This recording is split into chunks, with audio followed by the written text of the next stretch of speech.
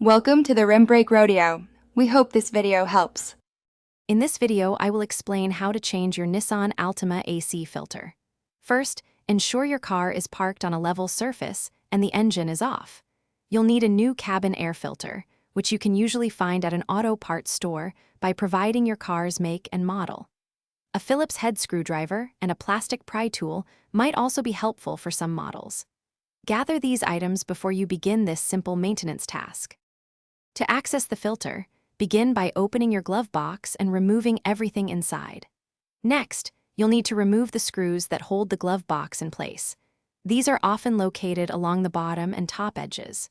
For some models, you might also need to gently pry off a side trim panel on the dashboard. Once the screws are out, carefully pull the entire glove box assembly away from the dashboard and disconnect any wiring, such as for the glove box light. With the glove box removed, you'll see a rectangular plastic cover, which is the filter housing. Locate the release tabs or clips on the cover and open it. Before pulling out the old filter, pay close attention to the airflow arrow printed on its frame. This is crucial for correct installation of the new filter. Carefully slide the old, dirty filter out, then insert your new cabin air filter, ensuring the airflow arrow points in the same direction, usually towards the rear of the vehicle or downwards. After installing the new filter, close the housing cover, making sure it clicks securely into place.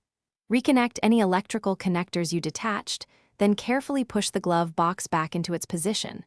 Replace all the screws you removed and reattach the side trim panel, ensuring everything is flush and secure. Finally, start your car and test the AC system to confirm proper airflow and enjoy your fresh, clean air. Also, don't forget to check the description below for a link to the Owala water bottle and other great deals to keep you refreshed on the go. Thanks for watching. Thanks for watching. Consider subscribing if we helped you.